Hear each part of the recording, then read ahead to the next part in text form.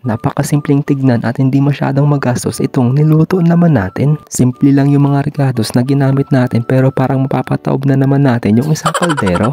Hi guys, so ayun, binuksan ko na nga rin pala itong ref para kunin dito yung mga ibang sangkap na gagamitin natin para sa lulutuin nating beef giniling. Para makatipid nga ako sa karne, yung binili ko ay frozen. Medyo mura kasi yung kaysa doon sa fresh. At syempre kapag saan yung mura, doon tayo. Kaya naman nakapag-decide ako na frozen na lang yung bilhin ko. Carrots, patatas nga lang din pala yung magiging recados natin. At meron din tayo ditong red bell pepper. Kumuha na rin ako dito ng bawang at sibuyas. At syempre para makaiwas tayo sa sakit, hugasan muna natin itong mga gulay. Ganun naman talaga, kailangan hugasan yung mga gulay bago gayatin. Mahirap nang magkasakit lalo na wala tayong pera at mahal ang pambayad sa ospital. Kaya naman para maiwasan natin magkasakit, panatilihin natin malinis yung mga kinakain natin at yung mga niluluto natin. Lalo't hindi natin alam kung saan nanggagaling yung mga binibili natin. Dahil sobrang busy nga rin pala ako sa trabaho, hindi na nga rin pala ako nakabili ng mga gulay doon sa store namin. Kaya naman napag-isipan ko, doon na lang ako bibili sa Bacala, banda malapit doon sa accommodation namin. Medyo may pagkakaiba kasi talaga ng presyo doon sa Bacala kaysa sa supermarket namin. Bali 2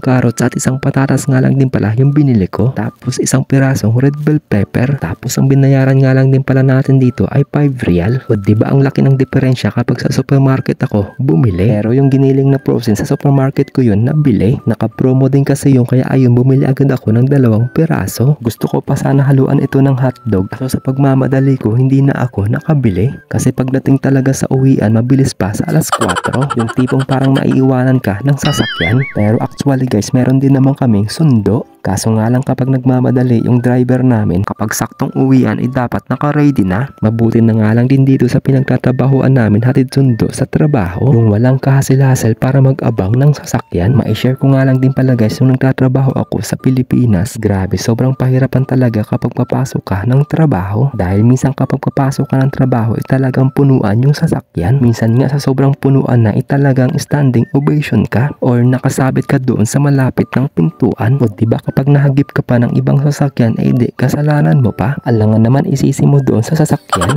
O siya guys, medyo napahaba na nga rin pala itong kwentuhan natin. Mapunta na nga rin pala tayo dito sa lulutuin nating beef giniling. Bali inuna nga rin pala natin dito, nagisa tayo dito ng sibuyas at bawang. Ginisa nga lang din pala natin hanggang sa lumabas yung aromatics niya. Tapos isunod natin yung frozen na beef giniling. Medyo ginisa ko nga lang din pala ng mga 15 minutos or 10 minutes yung giniling. Nung medyo malambot na, inilagay na nga rin pala natin dito yung mga gulay tulad ng carrots, patatas at saka itong red bell pepper. At sinundan na rin natin ng mga pangpalasa, toyo, oyster sauce at saka patis. Tansya-tansya nga lang din pala yan guys. Tapos naglagay nga rin pala ako dito ng kunting tubig. At syempre para maging malasa, maglalagay pa ako dito ng magic sarap, paminta powder at saka ketchup. Pagkaraan ng mga ilang minuto guys, sinundan ko na rin ito ng tomato paste. At para mas lalong sumarap, naglagay pa ako dito ng 2 kutsarang asukal. Fast forward na nga rin pala mga guys, pagkalipas ng ilang minuto, eto at luto na nga rin pala yung napakasimple nating giniling na baka. At syempre basta pagkain yan, hindi na tayo nagpapahuli. Lalo't kanina pa ako gutom na gutom. Nag-aaway na rin yung mga bulati ko sa loob ng tiyan.